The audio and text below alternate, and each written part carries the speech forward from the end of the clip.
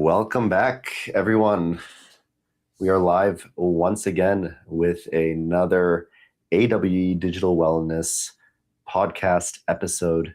This week, as always, I'm being joined by my colleague, Christian Dominique. Christian, how are you doing? Good. I need a reset as a leader. Yes. Busy week. And that is on the topic for today. We will be talking specifically about leadership qualities, what makes a good leader, how leadership is often related to internal regulation of emotions. And I think this will be a very interesting conversation, not only for leaders, but for people who are working at a company under a form of leadership that maybe doesn't make sense to them. Maybe we'll have them better understand why their leaders are acting a certain way. And I think this will be valuable for lots of people, and I'm really looking forward to this discussion. Thanks, Mark, and welcome to anyone who's joining live. As always, on Friday, you can leave questions or comments as we go along. The goal of today is to talk to leaders and about leaders and also about people working, and you can be a leader not only in an organization, you can be a leader in your family, you can be a leader in your life, in your community. So just people that have perhaps feel that they have to have a little bit more responsibility and stress and manage people. How can we conceptualize this to maybe, I think the goal to me as a leader is to have better clarity, calm, and perhaps even compassion when dealing with people. What are some of your initial thoughts, Mark? Yeah, I mean, I think of one of the quotes of the psychologist from your country, from Canada, Jordan Peterson. He says that before you go out and try to fix the world, get your own house in order before you try to fix somebody else's house. And I think this is extremely applicable to leaders. If you want to be a leader of somebody else, if you want to manage other people, you have to learn how to manage yourself.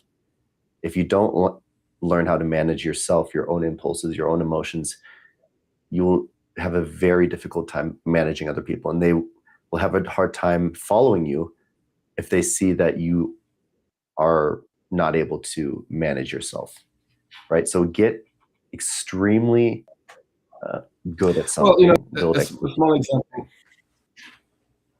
Mm-hmm. Go on. Thanks, Mark. I was just thinking of a small example of, in many organizations, to the audience and to you, Mark, in a team's meeting, who will you respect more? Someone who's calm or someone who's agitated and maybe confrontational? Yeah. Exactly. I think people are attracted to, if there's a fire in in a room or in a theater and people are going crazy, and I think they will look to follow the person who is calm under pressure, right? Yeah. Oftentimes, the best bodyguards are the people who stay calm under pressure, not the ones who are getting extremely agitated and aggressive when conflict arises. So they know how to manage their own emotions. And I'm sure anybody who's listening to this, who's been in a leadership role at a company, are quite aware that conflict is sometimes inevitable, right? Because if you're working at a company, you have people with a lot of different interests. Sometimes they don't align 100%. And how do you find an agreement, right, between those people? How do you empathize with a person who is extremely upset with perhaps a different opinion, a different view than your own, and you have to rationalize with them and you have to find agreement? That's one of the big topics that we're going to be covering today. Any thoughts on that, Christian, on particular leadership qualities that are highly necessary today? Well, we talk a lot, we hear about the servant leadership mentality or approach, which I think is good. It's, you're here to serve, not just to dictate or to put your point across. We're trying to perhaps look at also consensus leadership, where we're trying to have most people on board with some ideas and that people can explain their differences and reach to a real consensus. That could be, not only internally, but externally when, as a leader, I'm negotiating with other companies as well. So when I'm in the negotiating table with partners or companies, to have like this common ground where, let's discuss what's going on without emotion or without ego or judgment of the other's point of view or stance or priorities, and try to find a common ground and consensus, right? Absolutely. And I think, the definition of internal regulation, right? Emotional regulation is the ability to manage thoughts, to manage emotions, impulses, and stress responses, right? And a lot of this comes from CBT and neuroscience. So it's the ability to really see the thought the moment it arises and not impulsively react to it, right? If somebody says something that upsets you, right, you're getting more angry at the thought than you are at the person, the almost unconscious reaction that arises, right? So thoughts lead to feelings lead to behavior, and behavior often leads to specific results, right? Whether that's a negative result or a positive result, right? So this is why it's so important to get your own house in order before you manage that of others. And this is the backbone of leadership.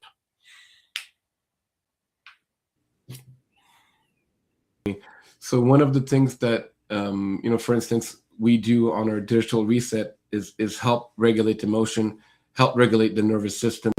And also we have some specific reset for leaders, specific resets for clarity and oneness. Sign in to awedigitalwellness.com to get your free digital reset. I'm doing one every Tuesday, so come see me there. And we have some other offerings for the rest of the week and specialized reset depending on what you do. But one of the things that I try to do in the reset is to bring people clarity. We talked about CBT. We have psychological and neuroscience-based resets, which is, meditation, breath work, visualization. And we have some unique concept at awe, trying to bring awe to people, right? Awe, laughter, crying, goosebumps of happiness. And this other part of oneness, a part of the 7 biggest part of oneness is clarity, safety, as well as presence and connection in the moment, right? So when you're connected to the moment, you actually can regulate your emotions better because you see thoughts as thoughts. That's also part of CBT, and not identify to them. And you can start to have better judgment, because we know from neuroscience that the amygdala, the fear center, and emotional center, some emotions are good. Fear is not bad either. It's just an emotion, but it gives information of danger, right? So when you feel threatened, then you can be angry and develop hate and resentment towards yourself or colleagues, or blame and shame. But when you can remove that and see that as just information, then you actually allow your emotional limbic center to decrease, and you allow your prefrontal thinking center to have a better judgment, right? In philosophy, we will say that we don't want to have any judgment, but in reality, as a business leader, you have to make good and quick judgment, and that emotional regulation will be allowed to make better judgments. And I don't think we're advocating for being devoid of emotions. It's not like if you meditate too much, then you just become like so stoic that you are impervious to any outside disturbance. Not at all. I think emotions are important when channeled the right way. One of the most famous leaders that people might be able to understand, right, that why he was such a good leader, is when we talk about Steve Jobs. Somebody like Steve Jobs, for example, he had a extremely compelling vision, right?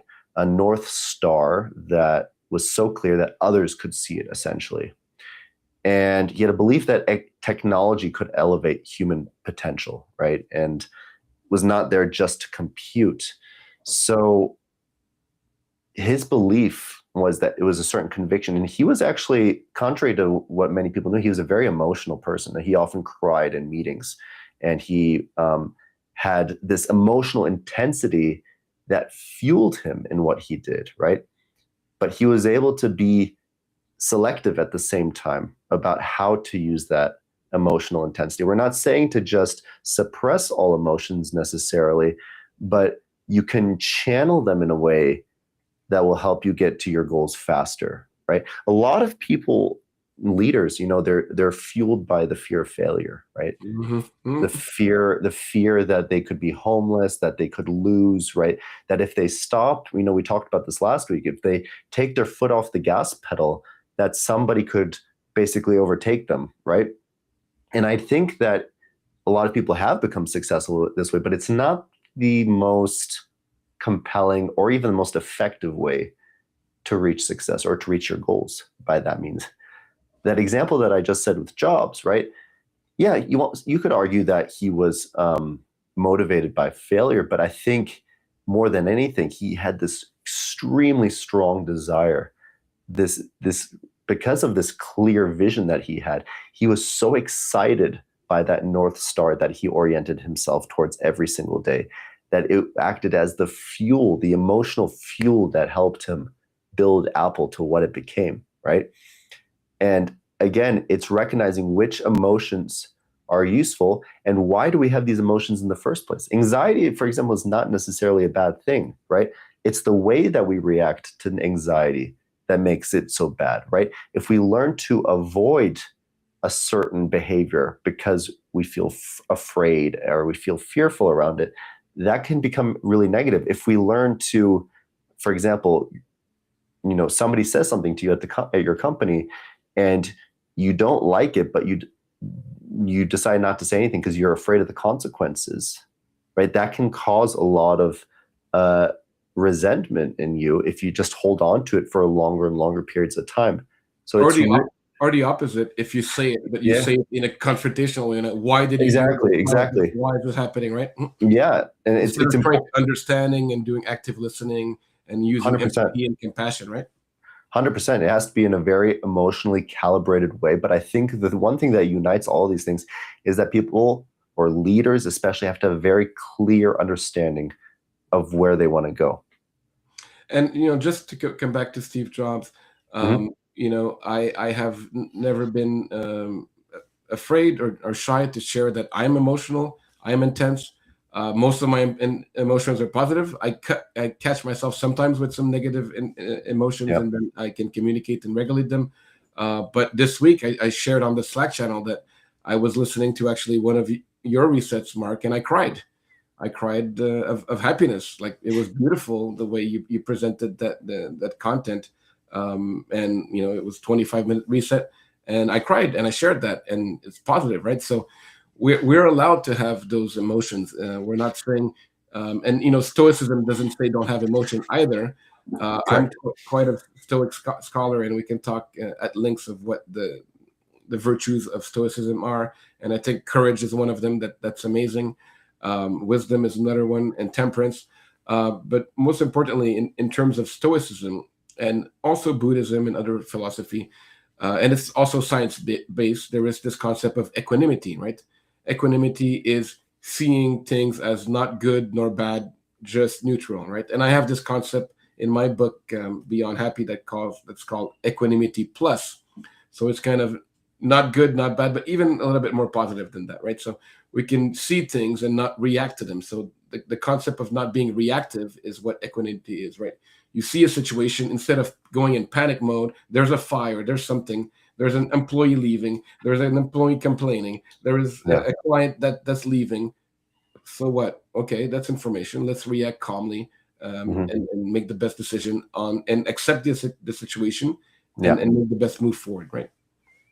I had somebody actually say to me, this was a very nice compliment, but at this conference that I attended recently, right, we were in this giant convention center and there were 6,000 people in there.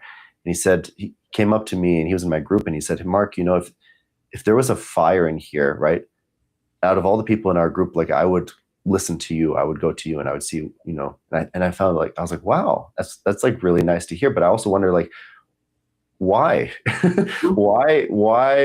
What makes, Because you look like a firefighter. That's why. I look like a firefighter, exactly. But what is it like? What are the psychological qualities of a person that makes you feel comfort, right, in a time of danger with them, right? If there was a fire, if you were in a crowded theater and there was a fire, what type of person would you look to, right, to orient yourself in that situation? If there was danger, it'd be somebody who would be calm, not nonchalant, like, oh, whatever, it's a fire, but it's somebody who is not like freaking out, like all over the place. But still, it's like, guys, like, let's stay calm, right? This is what we're going to have to do. We're going to have to follow this, who says it with conviction and with certainty, right? And just like Steve Jobs, they have that really compelling North Star. The North Star is we have to survive, right? And we're not going to survive if we panic, if we start flailing around doing crazy things. We're not going to survive. We will survive if we remain calm, right? And if we stay rational and follow these steps. So I think that is a form of being selectively reactive to your emotions. Exactly. We talked about reactivity, and the better word, if you want to, there's a situation, you don't want to react, you want to respond, right?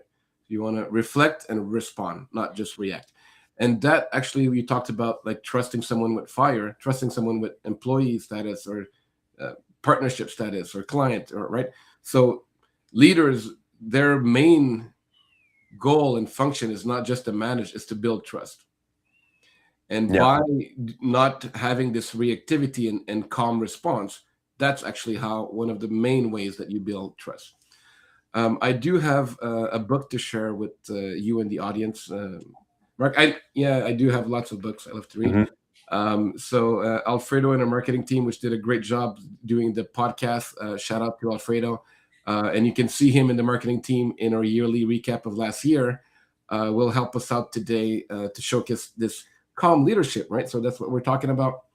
We have tools at Awe Digital Wellness to help create this calm leadership. But if you want to read more about this, I found this book from Patrick Kozier. It's very recent, and it's talking about staying grounded, staying in control, and staying the course, right? So those are the concepts that we've been talking about. And he delved a bit more into it. If we want to go, I suggest you guys, if you want to look for this, it's on Google Scholar. You can also purchase it. But chapter 1 talks about confronting feelings that that are not calm, and then adapting the feeling, like you said, Mark. Right? How can we adapt the situation? And the later phrase is how to lead people with humanity and understanding, active listening, compassion. Right? Not just empathy, because again, I talk about this in my book, the difference between empathy and compassion.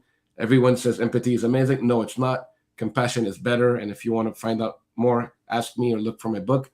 But compassion and understanding, active listening helps lead people with that human factor, not just that business focus or that goal focus, right? And then how can we be maturing in leadership, right? What does that mean? And I've been a leader for many years and even decades. How can we still be maturing and being better leaders every day, every week, every month? Any feedback so far, Mark? And we can go to the next slide or caption. I think maturity is a big part of it, right? And I think it comes from experience. I even had a term come up in my mind as you're talking, the leadership nervous system, right? It's not falling captive to amygdala hijack, for example. Leaders have hundreds of decisions to make daily, right? And sometimes we're tasked with doing something really difficult, like public speaking, or having to let an employee go, or having like a conflict with an employee, somebody who's upset, for example. And our amygdala, right, fear center of the brain, has a difficult time distinguishing between getting attacked by a tiger and presenting a PowerPoint presentation to a room of CEOs, for example, right?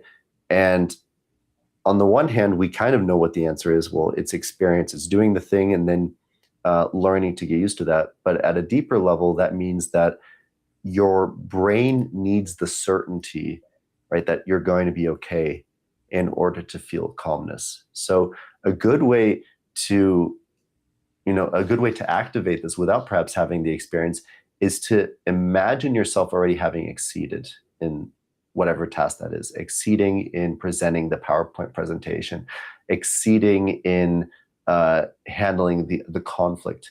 And to do this, you really need a compelling North Star, right? Like Steve Jobs had. There's a lot of ways that you can come up with And one. we can also come up with North Star as purpose and meaning, right?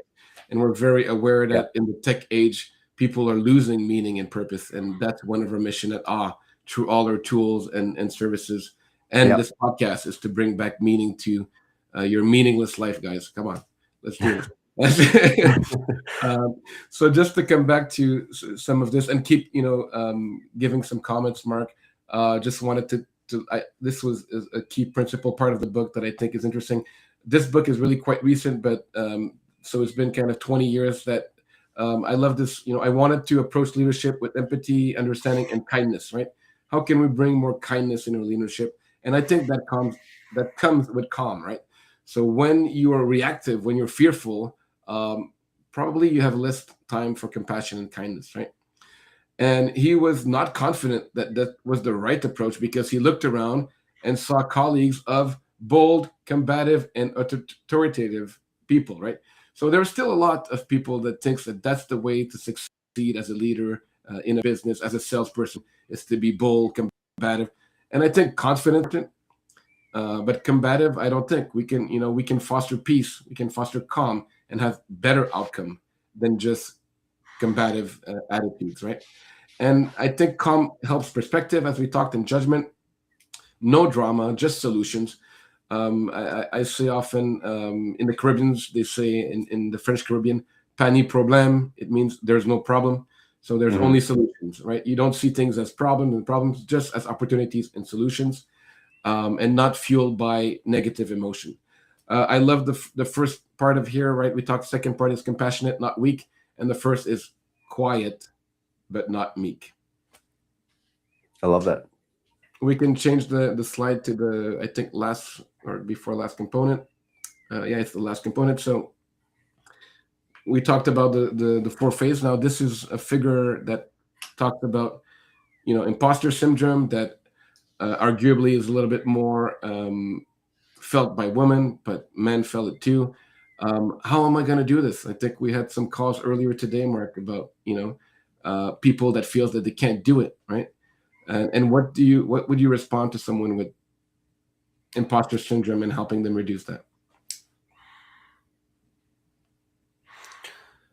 When somebody feels like they can't do it, they're leaning on a specific story that indicates that that's true, and they're selectively choosing evidence from the past that indicates that they're not capable, right? Which also drives behavior. Like it follows the CBT triangle of automatic thoughts, behaviors, and emotions, right? So if you have imposter syndrome, you fundamentally believe you can't do it, which influences your emotions. You feel negative, which causes you to avoid, right? And it can fall into a spiral.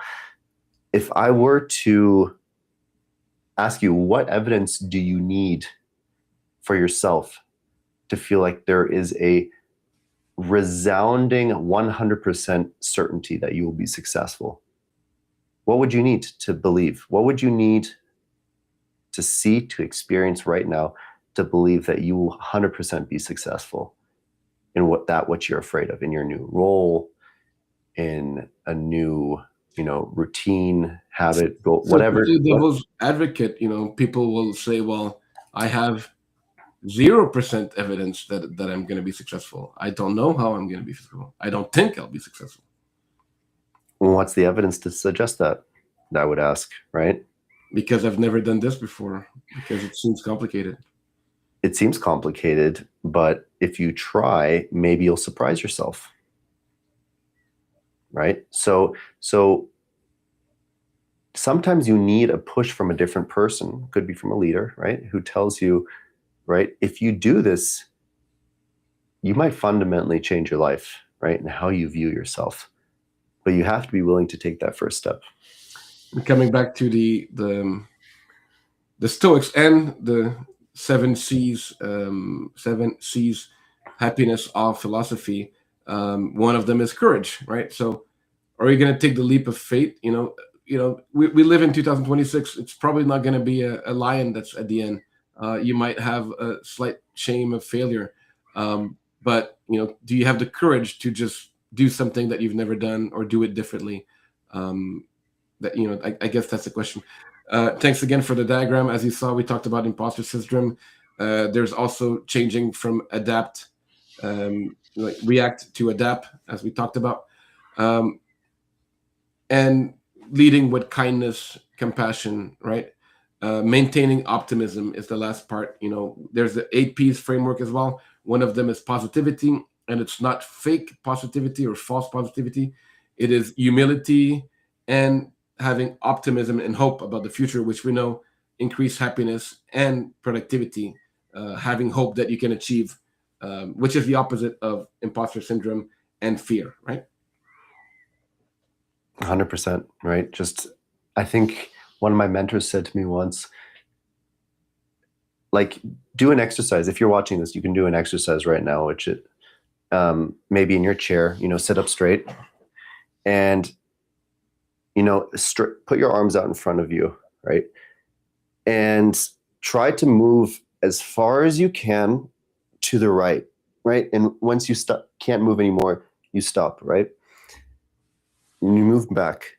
Now close your eyes and imagine yourself doing that same thing I just asked you, putting your arms out right in front of you and turning 180 degrees, even though it's not possible. Just imagine yourself turning 180 degrees clockwise around, right?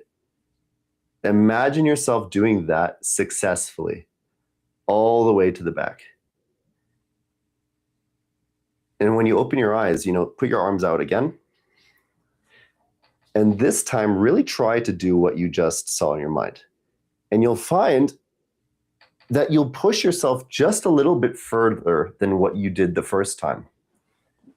You'll find that even though you didn't get to the 180 degrees, you still were capping yourself the first time that you tried to twist around and you said, okay, this is the furthest that I can go. Oftentimes, it is not the furthest you can go. It's a limit that you're putting on yourself. And it's a limit you're putting on yourself. You're putting safe guardrails to protect yourself in a certain way. So the compelling thing here is that if you develop that vision for yourself, you can often, and it has to be a crazy vision, you can push yourself much further than you ever thought was realistically possible. Well, I think that's what we've done so far at Digital Wellness. We've put yourself way faster and further than we originally taught as leaders, Mark. And again, thank you for that, and thank you for all the team supporting our leadership and our common goal of bringing calm, happiness, and mental well-being and wellness to the world.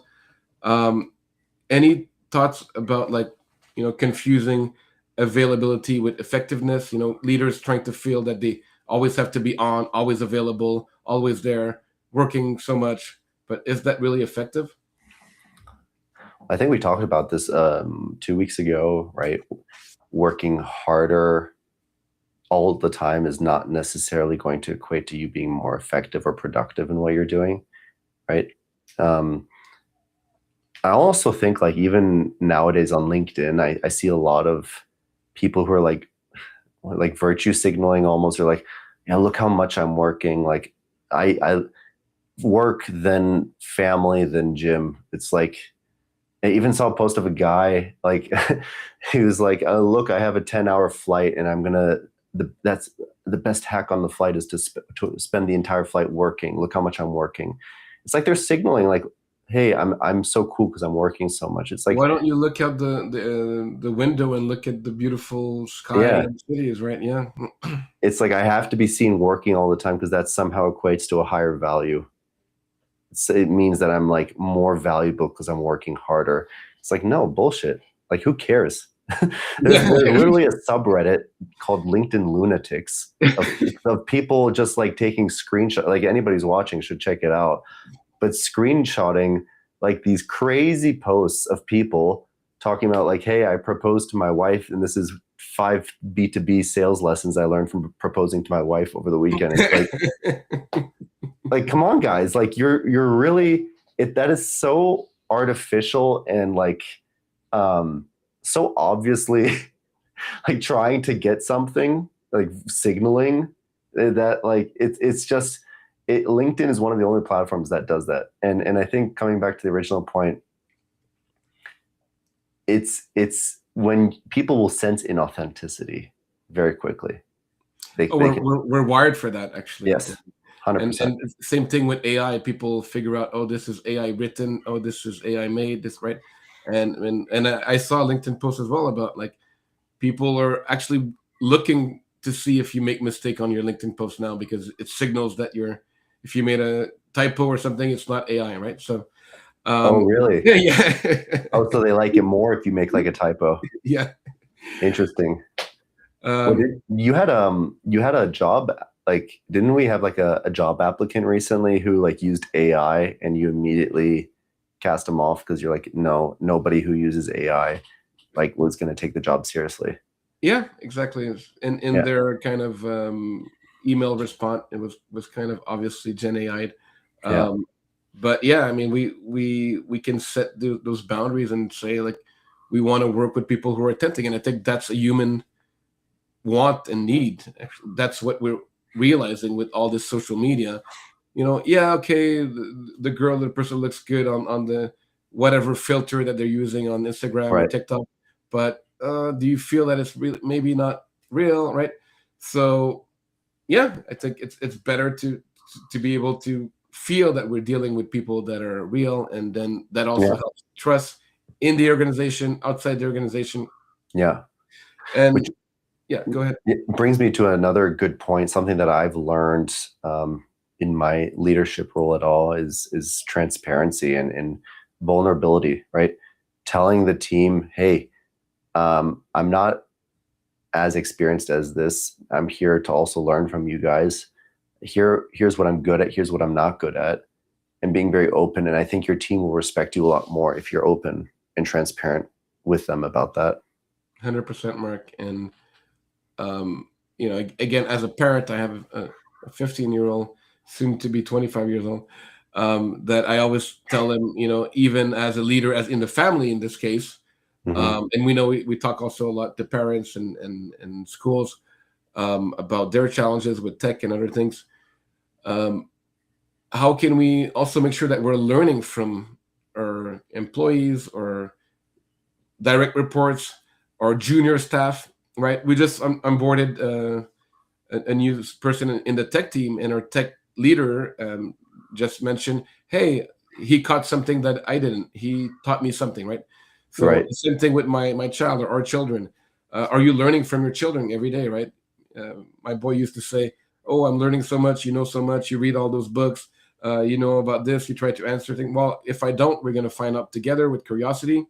And by the way, I'm always learning something from you. Might not be 50%, but I'm always learning from anyone, someone in my team, a client, a homeless person. You can learn from anyone if you have that curiosity. Again, one of the 7 C's, and open-mindedness to learn, not just want to teach or execute or tell people that you're better or that you have an ego, right? 100%. It is, a lot of it is ego protection, right? Deflecting the blame or struggling with failure, all of these things that are going to put up barriers to you connecting more with others, right? Contrary to what a lot of Mark is going to come back, and just to mention, all this talks about like awareness, right? And this is what we do at AWE in general. AWE stands for the beautiful word awe, the feeling of being happy, and also awareness, wellness, and enjoyment. So we're trying to raise awareness with these podcasts, and raise awareness not only about those topics, but about personal awareness. Are you aware of your thoughts, of your emotions? Come join some of our resets if you want to increase your awareness. And let's see if Mark is back with some further comments. Can you guys hear me okay? Yes. Okay, perfect. Yeah, sorry about that. The camera decides to shut off on its own sometimes. But I was saying that, a lot of ego protection comes down to deflecting blame, struggling with failure, and seeing feedback as like an attack versus just being purely data, right? And this can often cause leaders to go spinning and think like, what if, right? What if it went a different way, or having paralysis and not taking action on that? So learning to disconnect from the ego, it's very difficult. You don't necessarily need to go down to Mexico and take ayahuasca to disconnect from the ego. Like, you can do this. Aren't we planning to do this in March, Mark? Company outing. Yeah. Company outing to ayahuasca trip to Mexico. But I think it's becoming acutely aware of certain emotional patterns that drive your behavior. It's difficult. It's not easy, right? But it's possible. It's possible. And it starts with awareness, and then you can have action and changes and repetition and habits building. And we're trying to help people with coaching services and others, and with our Lumi AI, which is quite good to help you change your habits in the new year, as we mentioned last time. Check out, we're over 100 users since 30 days on our Lumi. So thanks for all the users. Keep checking out and interacting with Lumi, talking about the 7 C's, 8 P's, and how to change your habit and increase your awareness. That's Lumi at AWE digitalwellness.com. Try Lumi on the tab there. It's free, so enjoy it. Going back to, what can leader do to stay calm, and how can we reset their stress and regulation? What are some of your suggestions and tools? So one of the first ones is to challenge automatic thoughts, right? To ask yourself, is this fear-based? What assumption am I making, right? What else could be true? So leaders replace catastrophe scripts with strategic thinking. And again, it's not easy, but it's possible. And one of the ways that you can do this is to what a lot of psychologists call name, tame, and choose, right? Instead of reacting automatically to a certain emotion, you can say, I feel tension. I feel tension in my chest. Where do you feel it? Does it feel in my stomach? Feel it in my neck? Those are the most common spots. My body wants to shut down. You can tame it. I choose to stay curious. So leaders will feel the emotion fully, but they don't act from it, right? You can feel it, but not necessarily ascribe a negative emotion to it. And you can feel it without letting it take control, right? And that's the regulation. It's the same thing with thoughts. You can be aware of your thought, and you don't have to listen to your stupid thoughts. You don't have to listen to your limiting beliefs, right? And that takes awareness and practice. And Mark and I are quite good at that, although we also fail, being vulnerable and human. Yes. But in general, as we're talking, mainly about leaders today, and whatever position you're doing, even if you're a janitor, you can be a leader doing whatever it is. And no picks on janitor, it could be whatever job, florist, or a CEO, which is probably a boring job, right, Mark? Whatever leader capacity you are, this ability to regulate and to reset is a competitive advantage, right? 100%. It is 100% a competitive advantage. But it is a competitive advantage because it's not easy, right? It's not easy to do. And I come back to, again, some of those qualities. Leaders, they will prioritize discipline over their mood, right? They will implement time blocks, phone boundaries, rituals, sleep hygiene, all this stuff. If they know they're going to perform better when they get 8 hours of sleep, they will make sure that they get to bed at 10 p.m. and wake up at 6 a.m., right? You don't have to attach a certain identity to yourself and say, like, I can't do it, they can, right? All of this is fluid. It's teachable. It's skill-based. It's habit-based. right? And over time, it just takes experience. So Go ahead. my last point is that think of this as like values driven action. So values are the compass when emotions are stormy. And just ask yourself, who do I want to be right now? What decision reflects my highest standard? Right? Very That'll good. get you through the Point. storm. And I wanted to look at the flip side, right? So all those things that we talk about today, that we're trying to give tools for leaders and all types of leaders that we mentioned. What is the cost if you don't do it? Like, what if you don't regulate? If you react, what would be the cost for that? Of that? Yeah, obviously damaging relationships with colleagues at work, disappointing others, perhaps the success of the company depends upon it, a lot of things, right? So a leader is able to set an emotional thermostat for themselves, right? Dysregulated leader is often going to result in fear, having fear-based responses, silence, a lot more mistakes. Regulated leader is going to give you clarity and trust. So it has nothing to do, or there is some, less to do with intelligence and more to do with emotional regulation than anything else. And Right. your team is actually going to mirror you the more that you imbibe some of these qualities. It'll be a sort of emotional contagion at work. So this is actually Will happening. everyone cry when I listen to research as well? Are we gonna cry Everybody's going to all cry. in awe? Everybody's going to cry. Exactly. But this is mainly responsible because of mirror neurons, right? And when somebody is engaging in actions that you find positive, that you like, you unconsciously tend to mirror those actions, right? So you, as a leader, when you learn to get your own house in order, you will help the people around you at work as well. And you Great. will, yeah. I just wanted to give again a chance, and it's always possible during, but we like to also have small segments specifically to prompt people with courage to send some questions and comments. As we know, we have Please do. quite a few live audience member, and if you're watching or listening to after that, you can still reach out to us at any time with questions and answer through our website at awedigitalwellness.com, through our LinkedIn page and our socials.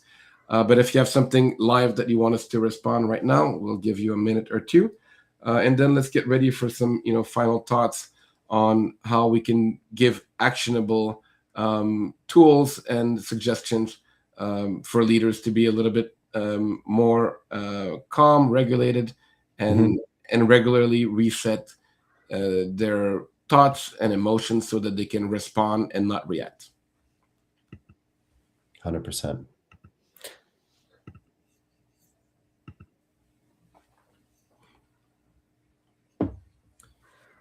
So, Mark, any thoughts on what tools that people can have? Of course, we have some at AWE, and then there's some other tools that you might want to There's suggest.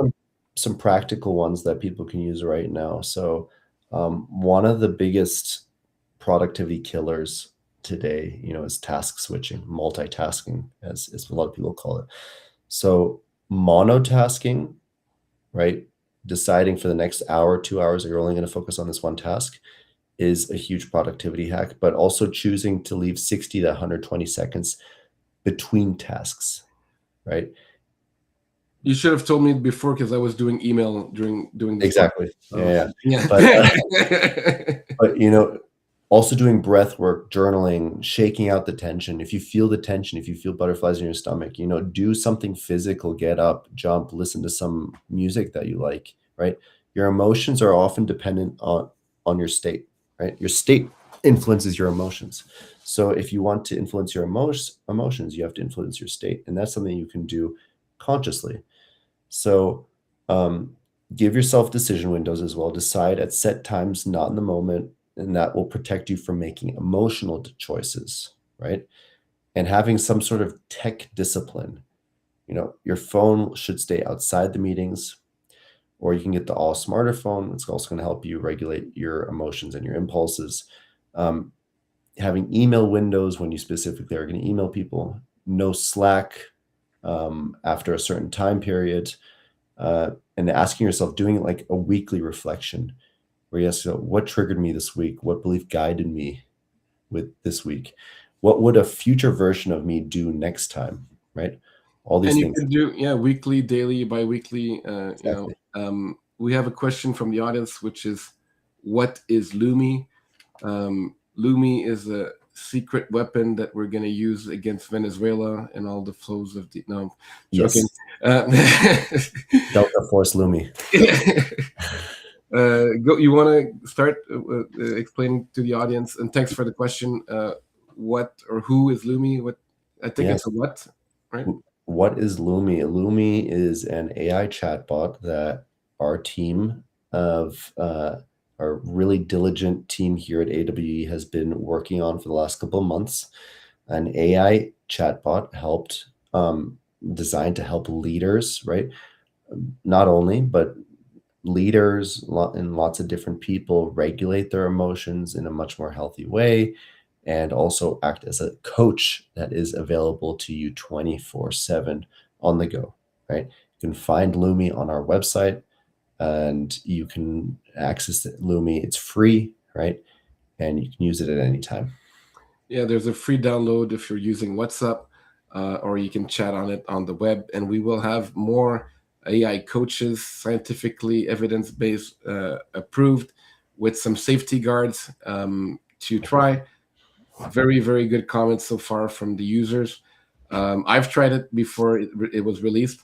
I'm still using it. I'm still asking it sometimes Mhm. things, and yeah, the response are quite good. I would listen to Lumi if I were you. Try it out. Thanks for that question. If there's any other questions, I know that Mark and I have a long Friday, and maybe some of you also, as leaders, have to go. So we will end it a little bit shorter today. I know Mark and I could talk for hours, and we have done almost 2-hour podcast, but we'll do a short one today. Any closing thoughts, Mark, on the subject? My closing thoughts, great leadership is not a like ingrained immutable talent. It's something that's trainable, right? It's a matter of skill acquisition. Yeah. If you can regulate your inner world, right, you can empower the outer world, essentially. So I would pick one of those self-regulation tools that I mentioned before and try to practice that this week. And just wanted to reiterate that we're doing those podcasts every Friday live. We'll have more non-live podcasts coming out on our channels, as reels, as special things that our marketing team is doing. Thanks again, team, for doing all the hard work. And just wanted to reiterate for our usual and new listeners that January is the calm month for us. So we're really focusing on some ways to stay calm in the midst of, yes, wars in Venezuela and around the world, wars inside companies and inside your family.